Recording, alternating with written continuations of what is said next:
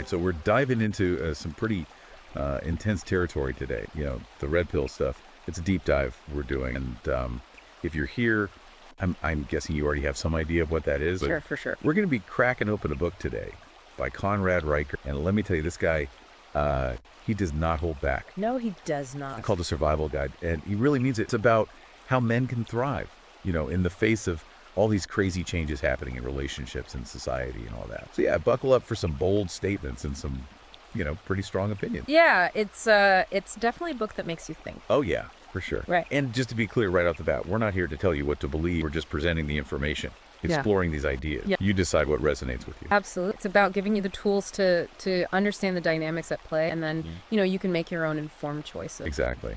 So let's jump right in. One of the first things that really jumps out in the book is this concept of the shit test. Now, I know that term might sound a little harsh, but it's Riker's way of describing how women test men to figure out their worth, you know? Yeah, and he's not saying that women are intentionally being mean or anything like that. He actually ties it back to evolutionary biology, you know? Like, he's saying that women have evolved to be super selective when it comes to choosing a mate. Oh, that makes sense. Yeah, it's all about survival, you know? Finding a partner who can provide and protect and pass on those strong genes. So it's not about playing games or being difficult. It's more like a subconscious thing. Exactly. He argues that it's more about these, like, deep-seated instincts that are at work.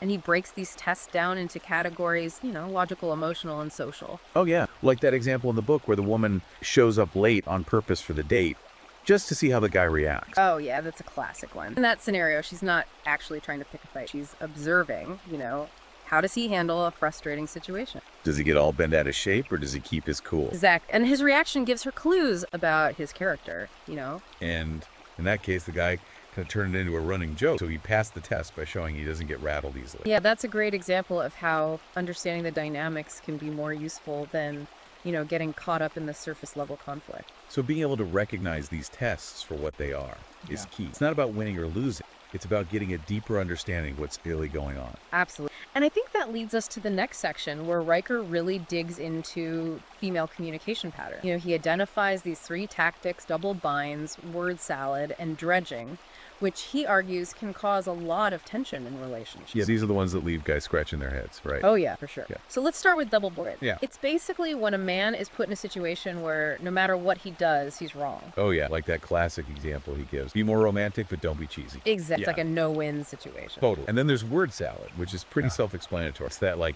jumbled stream of thoughts and accusations can be hard to even follow. Yeah, it can feel like you're being bombarded with information. And Riker's argument is that this isn't just poor communication, it's actually a tactic used to overwhelm and control. Wow, okay, that makes sense. And then lastly, we have dredging, which might be the most frustrating of all. It's that tendency to bring up past grievances, even if they've seemingly been resolved. Right. It's like bringing up old baggage just to win an argument or, you know, control the situation. So yeah, we've got these communication tactics that, to put it mildly, can be tricky to navigate. Yeah. But Riker doesn't just leave us hanging, does he? He actually offers some strategies for men to deal with these situations. That's where it gets really interesting.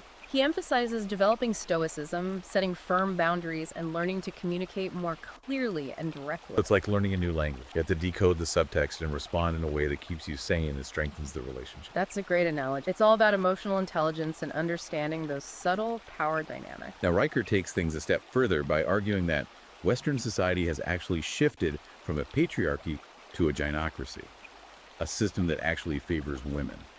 This is where things get a little controversial, for sure. Oh yeah, he definitely doesn't shy away from making bold statements. No, he doesn't. He backs up his claim with examples like no-fault divorce Title IX biases and the influence of feminist ideology in all sorts of institutions. And he paints a pretty bleak picture, highlighting things like the demonization of men and masculinity, the erosion of ambition and confidence in men, and even the idea that men are seen as disposable in certain contexts. It's definitely a provocative perspective, but he does bring up some valid points about the challenges that men are facing, you know, in this rapidly changing social landscape. He even talks about the provider trap, where men are still expected to be the primary breadwinners even in modern relationships, and how this can make them feel trapped or taken advantage of. It's interesting how he connects that back to the idea of shit tests. The pressure to provide becomes another test of a man's worth, even if it's not explicitly stated. So even with all the talk of societal shifts and evolving gender roles, some deeply ingrained expectations haven't changed.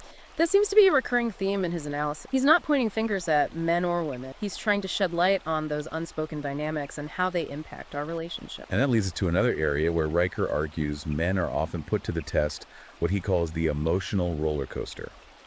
He suggests that women, due to a combination of biology and societal factors, tend to be more emotionally volatile. Again, this is a claim that's bound to spark some debate. Oh, for sure. He's not saying women are inherently irrational or overly emotional. His point is that they might experience emotions more intensely and express them more openly. And this, he argues, can create an emotional roller coaster for men who are trying to navigate those fluctuations. He even goes as far as to use the term emotional terrorism to describe some of the extreme tactics women might use, like guilt trips, emotional blackmail, and unreasonable demands. Now, that term is definitely loaded, and it's likely to generate strong reaction.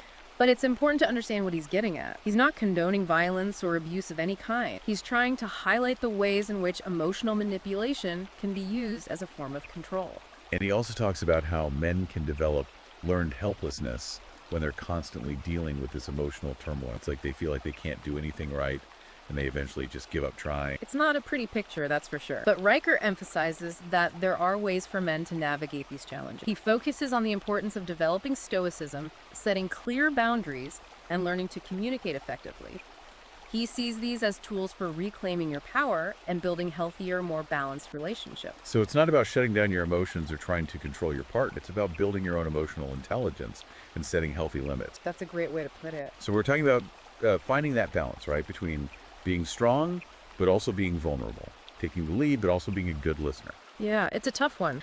And a big part of the problem, according to Riker, is that, it comes down to these societal expectations, these deep-seated gender roles that are still so powerful. He even uses the term gynocracy to describe this system that he sees as well, favoring women and often leaving men feeling marginalized or even disadvantaged. Right. And he uses some pretty strong examples to back that up, like the family court system. He argues that men are often treated unfairly in custody battles and divorce settlements. He brings up some statistics showing that mothers are awarded primary custody in the vast majority of cases, even when there's no evidence that the father is unfit. And then there's the financial burden, alimony, and child support payments, which he argues are often decided without really considering the man's actual financial situation. He doesn't hold back, that's for sure. Nope. He even suggests that this bias extends to other areas like education and the workplace too. Right. He talks about how boys are falling behind girls in school, suggesting that the education system might be better suited to female learning style. And in the workplace, he points to affirmative action policies and diversity quotas that he believes sometimes prioritize hiring women over equally qualified men. Yeah, definitely a controversial take. But he does make you think about whether these systems are really creating a level playing field for both genders. Absolutely. And that's what's so interesting about Riker's writing. It's designed to challenge your assumptions. You might not agree with everything he says, but he forces you to look at these issues from a different perspective. Totally. And he doesn't just focus on the big systemic issues.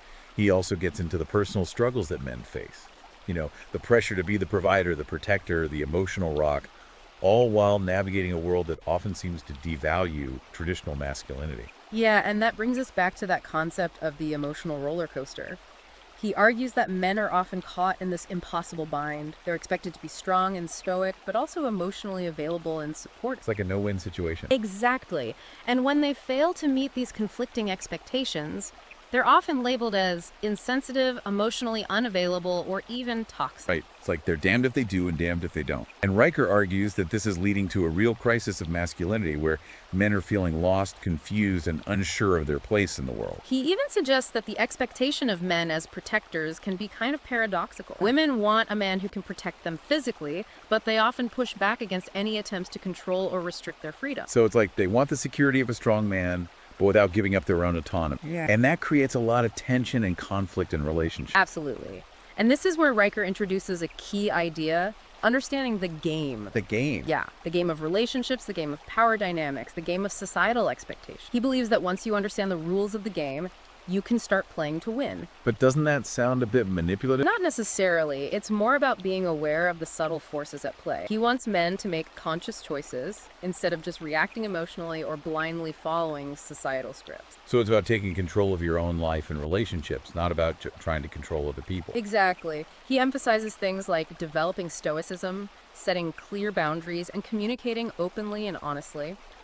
It's about knowing your worth, standing up for your needs, and not letting yourself be taken advantage of. It sounds like it requires a real mental shift. a new way of framing these challenges. You got it. It's about moving from feeling like a victim to feeling empowered. Riker firmly believes that men have the power to create the relationships and the lives they want, but they need to understand the dynamics at play and be willing to take action. It's not about blaming women or society, it's about taking responsibility for your own choices and actions. That's the heart of his message. And it's a message that resonates with a lot of men who are feeling lost or disillusioned with the current social climate. Yeah. He even gets into specific tactics for handling difficult conversations, setting financial boundaries, and staying emotionally stable in the face of conflict. It's like he's providing a toolbox, giving men the tools they need to navigate this tricky terrain of modern relationship. He covers everything from decoding those confusing female communication patterns to dealing with unreasonable demands and expectations. It's almost like a crash course in emotional intelligence and relationship management, specifically designed for men who are trying to thrive in a world that sometimes feels stacked against them. That's a great way to sum it up. And even though some of his ideas might stir up controversy, there's no doubt that his book offers a unique and thought-provoking perspective on the complexities of modern relationships and the very real challenges that men are facing today. It's like he's saying, wake up, guys. Pay attention to what's going on and take control of your own lives. Yeah, exactly. He's not saying it's easy, Well, but he's definitely offering a path forward. Well, we've covered a lot of ground today, haven't we? Shit tests, emotional roller coasters, gynocracy, the provider trap, covert contract. It's a lot to process. It is. It's dense material, but it's important stuff for men to be thinking about. I think so too. So someone's listening to this and they're like, wow, this is really resonating with me. What's the next step? Where can they learn more? Well, the best way to really dive deep into these concepts is to read the book for yourself, Conrad Riker's book. It's available on Amazon Kindle and Google Playbooks. Yeah, it's super accessible and I highly recommend it. It's one of those books that can really shift your whole perspective. Not just on relationships, but on society and your own place in the world. Absolutely. It's definitely a book that stays with you. Well, that's about all the time we have for today's deep dive. It's been a wild ride, as always. It has. But hey, that's what we're here for, to explore these complex and sometimes controversial topics. Exactly. So to everyone listening out there, keep those minds open, keep questioning everything, and keep striving to become the best versions of yourself. That's what it's all about. Thanks for joining us.